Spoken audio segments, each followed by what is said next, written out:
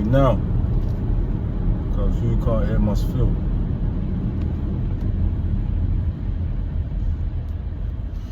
On me on for the paper. Yeah, man. What's happening? What am I up to? I'm away to one of my friend's events. His name's Jeff. Me and him went to school together. Swift J, DJ Swift J, and Juicy J's and Juicy Danger's event. DJ Swift J and Juicy Danger's event. Mash Brunch. Happy to be going, to be fair. I missed a few. Haven't been able to support thus far. Go and support my friend, you know?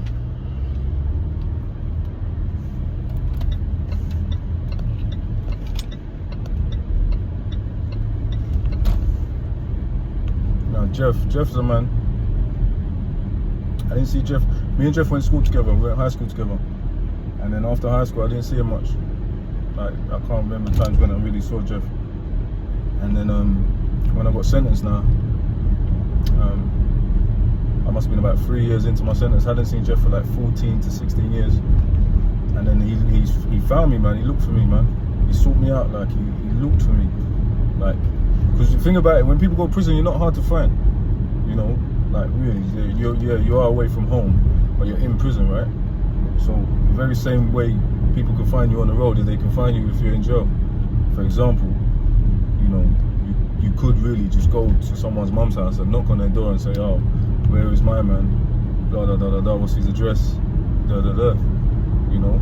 So it's not that hard, you know. But Jeff looked for me, man. He looked for me. He looked for me, found me. He started visiting me. I remember I had about 6 years to go. I was 4 years in. I was about three years in. Because at that point, I thought I was going to get parole at 9. And I ended up getting out at 10. I thought I was going to get parole at 9. I ended up getting out at 10. But I had 6 years to go. Jeffrey showed up. I hadn't seen him for 14 to 16 years. And he just started visiting. He heard what I was going through. He knew that what I was going through must be difficult, and he wanted to offer support, and he come and look for me. The worst way is I had a phone in jail anyway, most of the time, I had a phone in jail anyway, so it's not hard to not find me, do you know what I mean? Yeah, for 6 years he just comes to see me once a month. That's love right there, man. That is love. That is the sort of friendship you need. That's the sort of friendship you want in your life. Someone that comes to look for you in your difficult times. And he doesn't even know how much, like, that helped me. Like, that helped me so much. I can't even explain in words how much that support from someone to come and find you. Think about it. We haven't seen each other for years and years. There'll be times when, you know, the conversation's difficult. I want to say awkward, I just say difficult. You know what I mean? And he'll come every month. He'll take a day out every month. Because that's a day, right? Wherever someone is, wherever they're 2 hours away, 2 hours there, 2 hours back, 2 hours on the visit, that's 6 hours.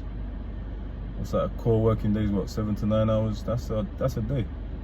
Plus you're traveling, you're spending money. That was nice, man. Trust me, that was nice. When that happened, that just gave me an uplift. And he and I would talk.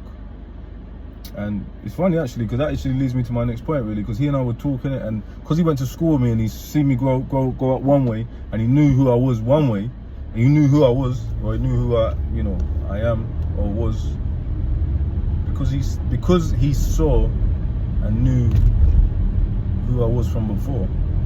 He feared that for me going forward.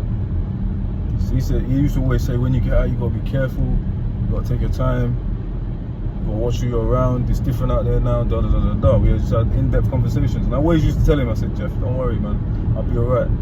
I'll be alright. And the reason I would say I'll be alright is because I had a plan. I had a plan from it'd be silly not to have a plan, right? So I had a plan from inside. And lucky for me, and the universe just aligned me with like a fantastic opportunity, and I took it. So I had a plan, and my plan was really to just stay away for 2 years, just be quiet, you know, not have no internet, not be on social media, etc, etc. So my plan was to come home quietly, guard my energy, not be on the internet, social media and stuff, and just feel my way through, you know, this new life, this new chance, this, you know, coming home. But what actually happened was, it actually got even better. And this is how I know, like, the universe started aligning me, and like, the universe has always been aligning me, I'll be honest with you. It aligns everyone, right? It's just when you feel it and when you don't feel it, right? So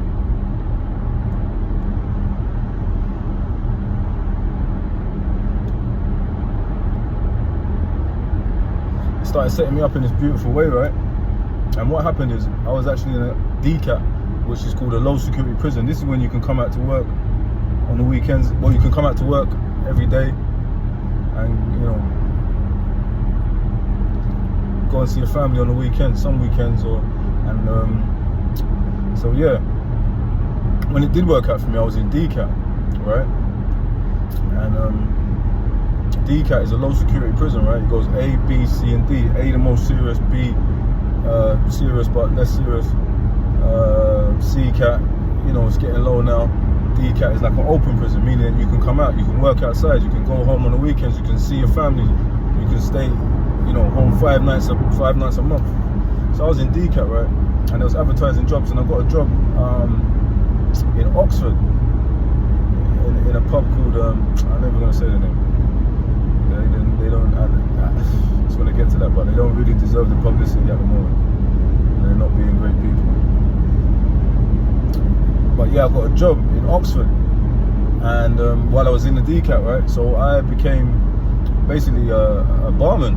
Like, I was in DCAT in prison, and I was being a barman, serving beer, serving drinks, serving food, etc., like a barman and a waiter. But first I actually started off in the kitchen. I was in the kitchen and that, put on a chef whites and that, and I said to myself, you know what, I've been behind the scenes for too long now. But by this point I'd been in jail like 7.5 years, 8 years. So I've been behind the scenes for too long. So what I wanted to do now is wanted to get in the front of house. FOH, front of house, and BOH, back of house. This is the hospitality industry. I actually got to learn that as well. But I had already been involved in hospitality before, so I had experience. That's what life is, really. It's all about experiences. How you experience things, why you experience them, what you learn from the experience, etc., etc. So I was in the back of the house now, and you know, because of I was just so happy to be out and just talking to people, and I've been reading books, and I knew how to network with people now. You know, it's really just working magic on people, isn't it? If you like a finesse, but in a good way, innit? You know what I'm trying to say? Adding value wherever I go. So because of my character, I started meeting people, networking with people, and remember, people are coming to the pub. So I'm meeting the locals. I'm remembering their names. I'm knowing their names. I'm meeting the locals. You know, we now became acquainted. You know, and it was fun. It was nice. Just getting out of, you know, just getting out. Sometimes going to work in 2 in the afternoon, coming back at 2 at night, 2 a.m. while I was in jail. Just coming back 2 a.m. 28 days a month. Or a bit less than that when I went on home leave for the 5 days. And that was nice. So now when it comes to parole now, these guys, because I've done such a good job, these guys have offered me a place to live in Oxford, above the pub. So when I got out of prison, that's what I done. I went straight, they helped me with my parole, and I went straight to Oxford. Yeah, it was quite mad. I went straight to Oxford. Remember, I've never lived outside of London in my life other than going to prison. Essex, yeah, but it's close to London, the part of Essex I'm from, right? So now I'm in Oxford. Like, they helped me with my parole, and I moved to Oxford, and I moved in a pub. Check this, I've just been in jail forever. I get an opportunity to move out of London into, because the other option was to go to an approved premises in London. That wouldn't have been nice, like a hostel. So now I'm in Oxford now, Oxford City, university and all that. And I'm living in a pub, you know, in a pub, me. They gave me the opportunity to live in a pub. I'm living above the pub in a nice flat, pub's below, and I'm like one of the managers downstairs, innit? One of the managers of the pub. It's kind of like a restaurant. It's gone from fine dining to just restaurant to just burgers and stuff, but it was nice. It was nice, imagine that. This is where I got out in Oxford and started like going for river walks and that, and just loving nature and Oxford was nice. Like I said, I planned the whole thing. Like, I was already, even if I didn't go to Oxford, I was always going to take some time out, you know, because when you come home from prison, you got to really guard your energy. When I say guard your energy, is because this is when people are most susceptible to influences. Yeah. Funny enough, even that saying, you only do 2 days, comes into play, right? Why they say that is because the brain is, it's unexplainable. It's an amazing thing, right? The reason they say you only do 2 days is because what the brain does is, because you're going through trauma, or because whatever you're going through, it stops the moment you go to prison, right? Cool. Then you got to have that time in prison, then you come out. But because the brain's such an amazing piece of equipment, computery, it literally links back up with that last moment that you was free to that new moment you was free. So now the key is to not just do 2 days in prison, the day you come home, the day you go in and the day you go out. Stay with me now. Is what you learn in the middle. Do you get my point?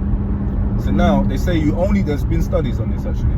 They say you only do 2 days, and the reason they say you only do 2 days is because the old brain, the day you went in, catches up with the new brain the day you come out, and they resync. That's the best way to explain it. They resync. This is why a lot of people just go back to doing what they were doing before. Now the key to break that cycle is what you learn in between. It's literally the building of new neurological brain cells, you know, in your brain. You gotta like kind of rewire your brain, teach yourself some new stuff, learn some new shit, learn some new stuff. Then that way, now the old brain and new brain are a bit different, eh? Because now you've learned something in between. So now the new brain don't even know where to go, it's just new. Do you get my point? Instead of falling into old habits. So it's important to guard your energy when you come home. Why? Because now, if you go around people now, and you can easily slip into what they're doing. It's simple. Not only that as well, you know, we do this thing when people come home, we praise them, you know, we want to applaud them, take pictures with them, you know, I don't know, when we was younger, whatever it is, innit? Everyone knows what I'm talking about, you know. So I wanted to keep myself away from that, because I knew I couldn't, like, just come home and just go around everyone and just, before you know it, the ego is kicking, and all of a sudden I'm big beans again, innit? Do you know what I mean? Instead of just being this new person, innit? Because when I'm in Oxford, I'm just Tony. Hi Tony, you alright? Hi Tony, you alright? Everyone's calling me Tony, loving it. I tried this Tony thing. Come home, yeah, my name's Tony, grown.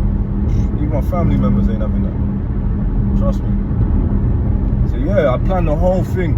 So I'm gonna go to Oxford for a year, not see no one.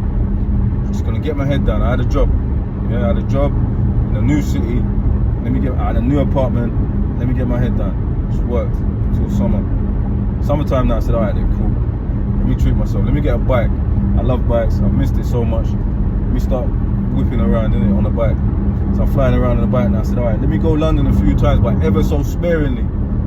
Right? I still got to guard that energy. I'm still kind of new. But it's these things that are helping me gain experience, isn't it? Because I was in Oxford tucked away, and it was a bit lonely up there, innit? Like, yeah, we had some fun and that, as you can probably imagine, but it's still a bit tucked away. No one don't really know me up there, you know what I mean? And it's hard when no one don't really know you. Remember, I've already been in jail, and in prison it's like, you don't even know how you're doing. You don't know how you look, you don't know nothing. You don't get no validation from no one. Everyone needs a bit of validation, innit? Like, we look at validation and think it's only for like female, it's not. It's every interaction. People give you validation. If you put on clothes now, or I got a shirt on, someone gives me a look of appreciation, that's validation, innit? Like, you need to know that, innit? You need to know you look good, you need to know you look... I was up there, I didn't really know I looked good, but at the same time, I'd lost my confidence at this point. I didn't even know what I lost. Do you know what I mean? You know you lose something, but you don't even know what you lost. Couldn't put my finger on it for ages, and I was just going through the motions. I lost my confidence up there. So the people in Oxford, they didn't even really get a chance to really see the real me. Do you know what I mean? But I love them anyway, man. Really nice people up there, man. Lovely city, beautiful architecture. You know, the way it's built, it's just, it's beautiful up there, man. You see the stars at night in the sky. It's crazy. Forest, river walks, meadows. It's amazing. It's just different life up there. different life. Botanical gardens and all that, it's just crazy. Punting on the river, it's crazy. Oxford is a beautiful place. So yeah, that's what's really set me up. So now I've got a year up in Oxford, learning new things as well, man. I learned to brew beer, I learned to bake, I learned to work in the kitchen as a chef, I learned to do like fine dining, run a service. It's basically running the pub. Basically running the pub, that's it. Events, running that. You know what I mean? And that was nice. That was nice. Imagine that, having events in your yard. Like, imagine that your favorite pub, and just literally, when I was in DK, I was taking a piss. Like, literally drinking beer on the job. Yeah, and serving people, and just, you know, sly look-ins here and there, and this and that. It's sociable, innit? Remember, I hadn't been sociable for a long time, so I was socialising properly, you get me? So now, I got the year under my belt, innit? Anyway, you know how it goes. Sometimes people don't know how to work with you, and, you know, it didn't work out in Oxford, innit? Like, although the people I work for, their intentions are, I want to say good, but, you know, they're exploiting prisoners, innit? Like, they're exploiting people. They hire for prisoners that, you know, that's their whole ethos, but really they're just exploiting people for personal gain. But anyone can argue any workplace does that, you know what I mean? But this was worse, because they were actually bad at it. They was being bad. They didn't even know they was being bad people. So it didn't even work out in Oxford. Ended up moving back to Essex. Cool.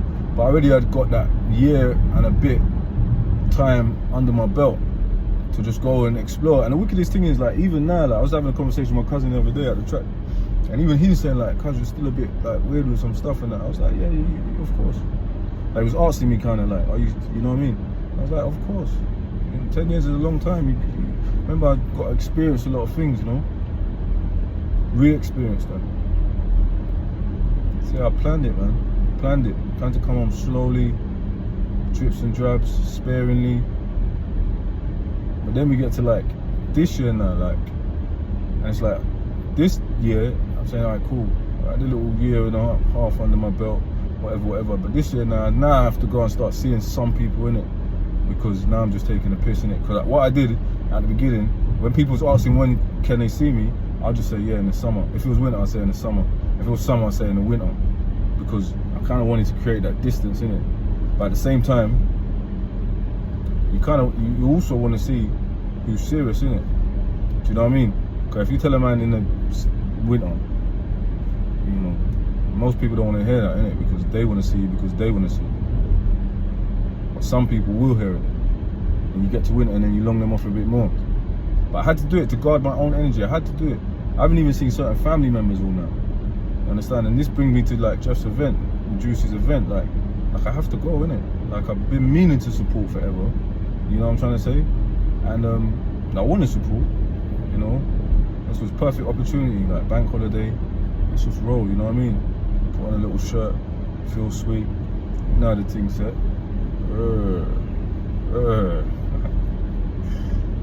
Yeah, man. Little brunch and that. One of my friends' birthdays as well. That's always a nice occasion. One of my friends' birthdays as well. It's always a lovely occasion. One of my friends' birthdays as well. It's always a beautiful occasion. Do you know what I mean? Let's get out, mingle a bit more this year, network, but in the right circles though. In the right circles, because it is all about networking and networking properly. Every interaction, every single interaction, you never know what will come of it. You know, you treat everybody with respect, because you don't know what they can offer. You might be talking to someone that will change your life in a second, but if you have limited beliefs and limited thinking, you might think, I can't tell me nothing. What are you going to tell me? You're going to miss that opportunity.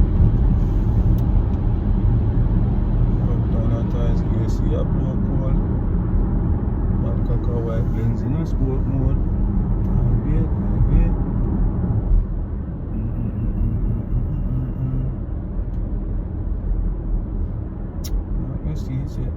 He reached there, bring up, we chill upon the beach there. Got so easy, she get, man. Take a picture of the pussy Snapchat for your plays, man. So yeah, man. Come home the right way this time, man. Come home the right way. You know, focus. Staying out of trouble, you know what I mean?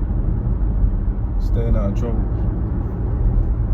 You know, and if you're following me, you probably hear me say certain things a few times, but like, literally, like, you know, when you just want to live life on your own terms, like, not be associated to no one like that, you know, you're doing you now. So any energy that's coming back to you is through you. It's your energy, solely.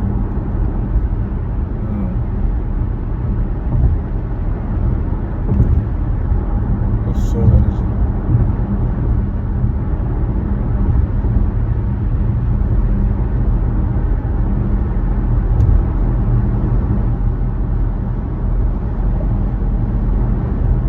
Get out, see a few more people, mingle. You know, like, you're like going slow, innit? Like, you know, I got a friend, I was in jail with actually, gave me a great metaphor. Gilly, big up yourself. Gilly, big up yourself. Yeah? He actually got that metaphor from a friend as well. He probably got it off someone else. So it's just like, again, you know, adding value. He gave me a metaphor that's added tremendous value to my life. Imagine that. So that's what I'm saying to you, about everywhere you go in, adding value, that value comes back. You emit positivity, positivity comes back. The more you do, the better for your life. On the inverse of that, you go the other way, do the negative stuff. The more negative stuff you do, the worse for your life. Negative energy is worse than positive energy. So negative energy compounded is worse than positive energy compounded. Goes without saying, right? Negative. The power of negative is more than the power of positive.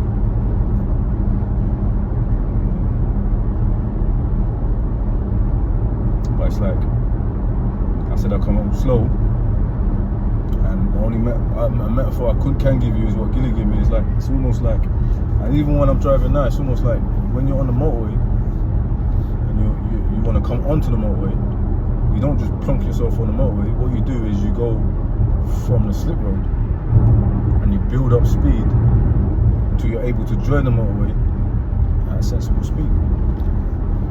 And that's what is the same thing as me coming home. Came home slowly this time. Yeah? If you join the motorway at a dead speed, you can crash.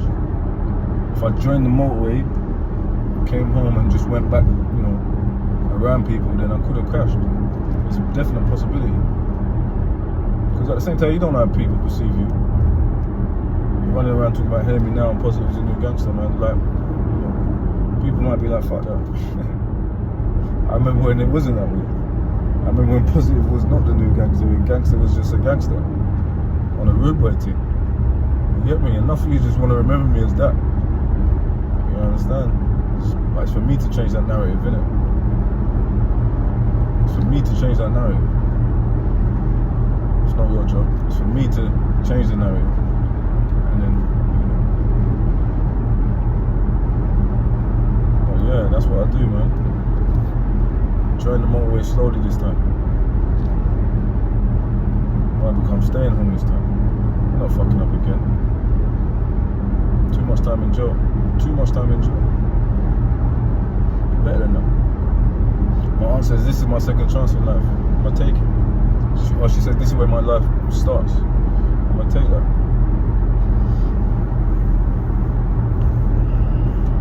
Hear me now. I'm gonna take that. Understand? So yeah, man, I'm just enjoying this little journey, man, little trip.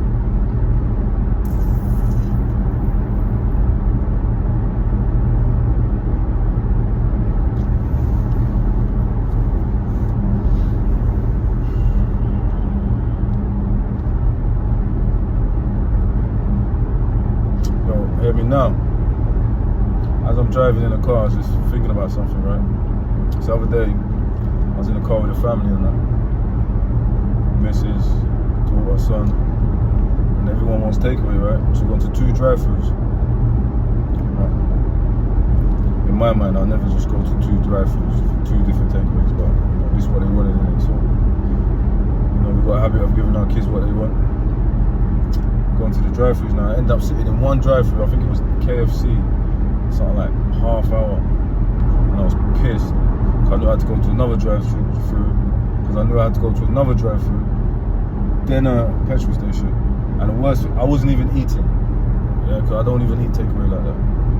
You know what I mean? I don't even know why I'd let them eat takeaway like that, but they're kids in it. So that's the excuse.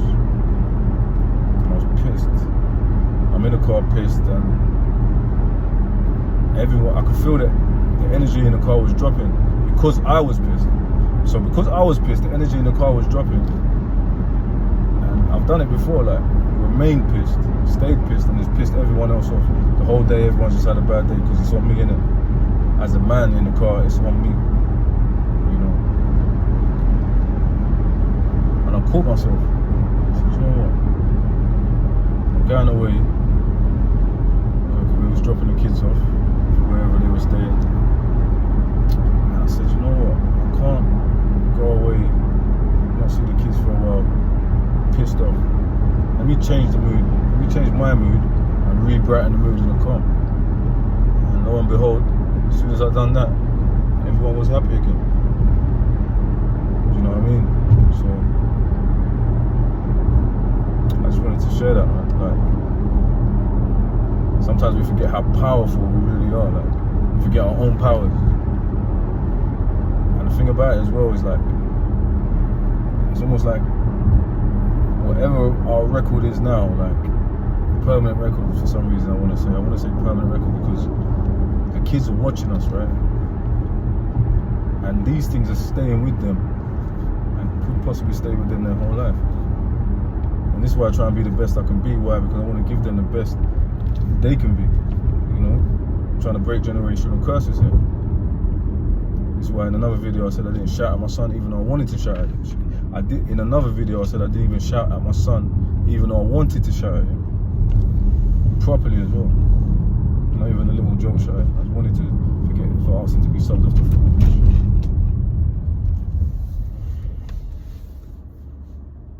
But yeah, our kids watch this sort of thing, so make sure I can always be good, better for them, you know?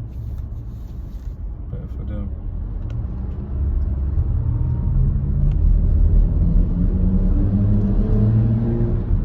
Hear me now. Cause who don't hear must feel. Ladies, listen. There is equally a lot of men out there that would like to see their children. In fact, they would love to see their children. And for whatever reason you've decided they're not allowed. Now, I'm not in your homes, I don't know exactly what's going on, but what I do know is I'm a man and we are shit. We can be shit at the best of times. I mean, at the worst of times. Like, right when you need us, that's when we're gonna be shit. I get that. But understand, if you've got a man in your life that wants to see his child, that puts you in a better percentile than a lot of people within our communities.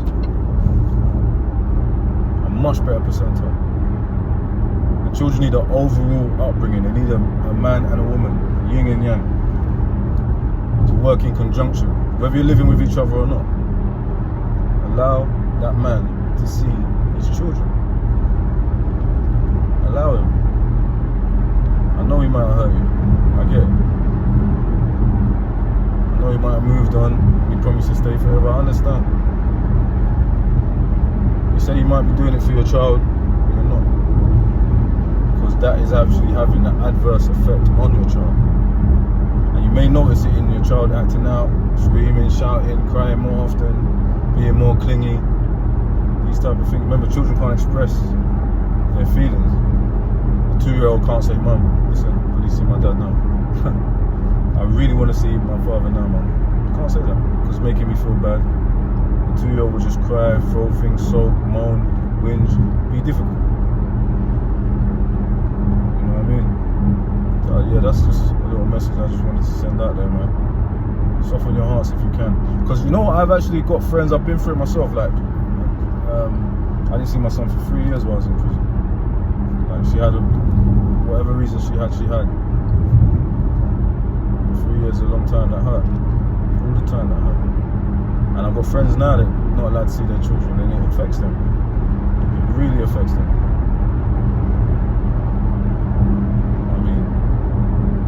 going for that, but you don't want your baby dad out here affected like that. You know what I mean? It's better for yourself and your children or child if he's well, seeing his child, being active in the child's life. The child will thank you for it in the future. Another thing I noticed as well, again, it's the universe. Like, mums that do that, it tends to backfire on them in the future. And vice versa, so. And now that man sees his child. Plus it was a new gangster.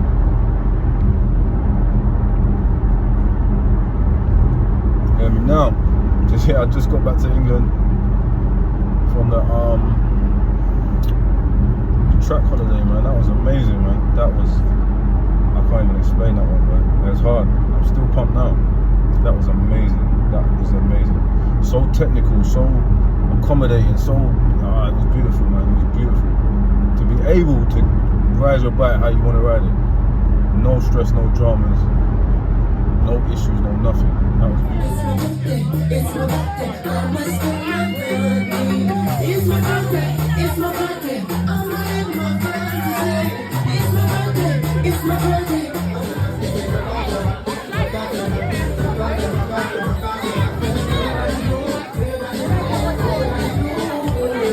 Juicy Danger, listen. This guy here brought me back, you know. Do you know what he said to me? I said, yo, bro, I lost my confidence. You know what he said to me? He said, bro, you could never lose your confidence. You're Anthony Bennett. That's what he said to me. You know. I said, what? You see when he said that? Anthony Bennett. I said, yeah, alright, cool, I'm back. I'm back. Juicy brought me back. He's never gone. He's never been gone. Juicy He's never been gone. He's never been gone. No, he's never been gone. Come on. Mad. Yeah, don't you try and hide over there. Why are you trying to hide over there? Don't you try and hide. Yeah, this is a blast from the past. Hey.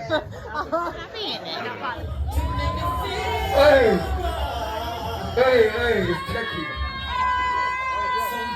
Hey, it's techie in our beans. Hey, it's techie beans. I know. Hey, big up Rickster.